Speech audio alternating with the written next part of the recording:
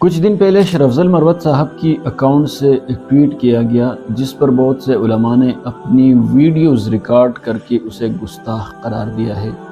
کیونکہ ٹویٹ اب اکاؤنٹ پر موجود نہیں ہے تو علماء کا کہنا ہے کہ اس نے ٹویٹ ڈیلیٹ کیا ہے۔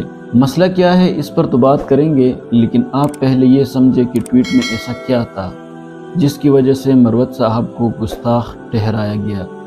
بسم اللہ الرحمن الرحیم۔ السلام علیکم، آپ دیکھ رہے ہیں میرا یوٹیوب چینل، میں ہوں زیب خان۔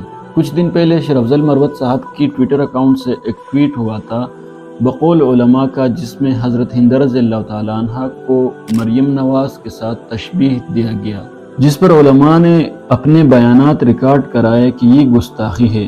دیکھیں پہلے اس بات کو کلیئر کرتے ہیں کہ ہندہ کون ہے تاکہ آگے کنسپٹ کلیئر ہو آپ کا۔ ہند رضی اللہ تعالیٰ عنہ حضرت ابو سفیان کی زوجہ تھی۔ حضرت ابو سفیان نے فتح مکہ کے بعد اسلام قبول کیا تھا۔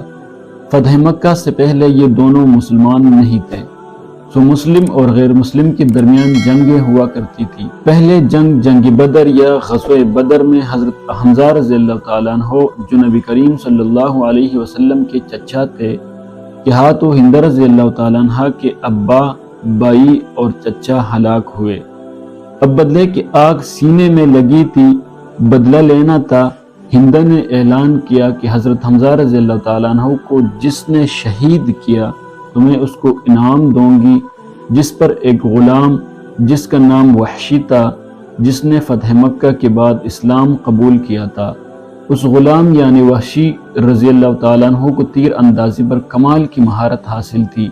ہند نے اس کو کہا کہ اگر تم حضرت حمزہ رضی اللہ تعالیٰ عنہ کو شہید کرو گے تو میں آپ کو آزاد بھی کروں گی اور آپ کو ڈھیر سارا انعام بھی دوں گی۔ جنگ احد کے موقع پر وحشی رضی اللہ تعالیٰ عنہ کے تیر جا کر حضرت حمزہ رضی اللہ تعالیٰ عنہ کو لگا اور حمزہ رضی اللہ تعالیٰ عنہ شہید ہو گئے۔ بعد میں ہند رضی اللہ تعالیٰ عنہ کا وہاں جانا، جسم کے مختلف حصوں کو کاٹنا، کلیجہ چبانا اینڈ سو آن۔ غزوہ خندق اور فتح مکہ کے بعد ابو سفیان چونکہ سردار تھا اپنے قبیلے کا تو پورے قبیلے کے ساتھ اسلام میں داخل ہوا اور ہند رضی اللہ تعالیٰ عنہ نے بھی اسلام قبول کیا، کیونکہ نبی کریم صلی اللہ علیہ وسلم کا ارشاد ہے کہ اگر کوئی اسلام قبول کرے تو اس کی پچھلے سارے گناہ معاف ہو جاتے ہیں۔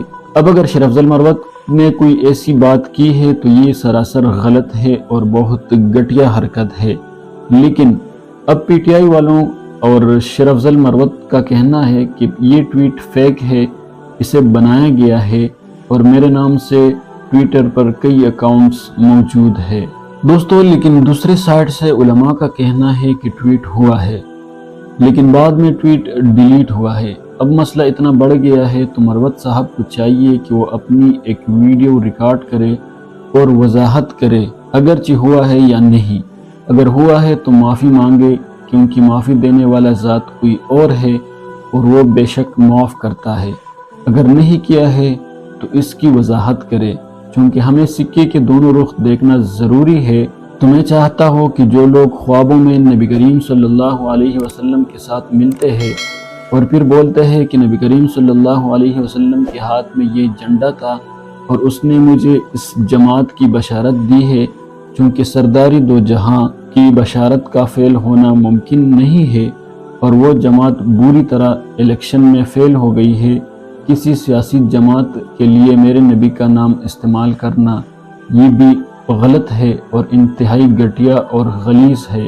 تو اس پر بھی اس بندے کو چاہیے کہ وہ قوم سے معافی مانگے، کیونکہ پاکستانیوں نے ہمیشہ مذہب کاٹ کھیلا ہے اور کھیلتے ہیں۔ تو بڑی معذرت کے ساتھ کہنا چاہتا ہوں کہ یہ غلیظ کام کرنا بند کرے۔ تم جیسے لوگ جو صبح مسلمان ہوتے ہیں اور شام کو کافر ہونے کی کیٹیگری میں آتے ہیں، ایسے لوگ تھوڑا سا سوچے، کل کو ہم نے بروز قیامت اللہ تعالیٰ سے ملاقات بھی کرنی ہے۔